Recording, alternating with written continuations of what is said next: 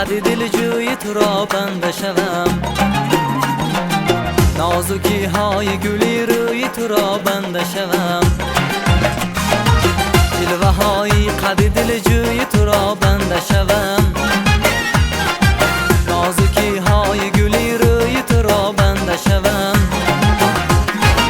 بنده را با سری هر موی تو مهری دیگر است، بنده را با سری هر موی تو مهری دیگر است جان، بر سرت گردم و هر موی تو را بنده شوم، جلوه های قد دل جوی تو را بنده شوم، نازکی های گلی روی تو را بنده شوم.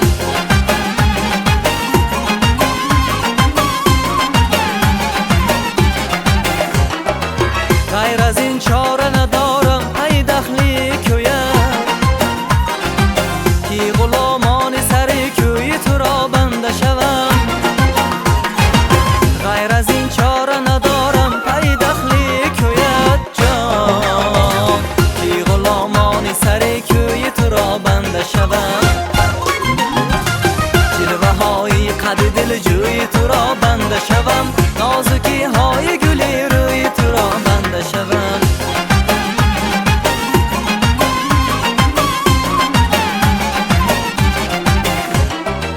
مدتی شد چو گدایان بدوا خواستم،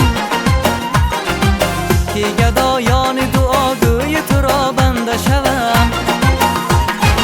مدتی شد چو گدایان بدوا خواستم جان، که گدایان دعاگوی تو را بنده شوم، جلوه های قد دل جوی تو را بنده شوم، نازکی های گلی روی تو را بنده شوم.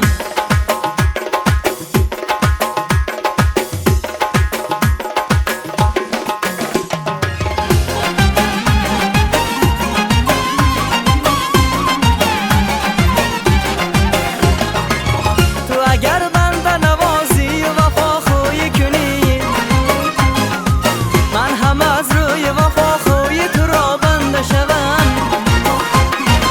ماه عید است هلالی خمی ابروی کجاست جان، چون هلالی خمی ابروی تو را بنده شوم، جلوه های قد دل جوی تو را بنده شوم، نازکی های گلی روی تو را بنده شوم، جلوه های قد دل جوی تو را بنده شوم.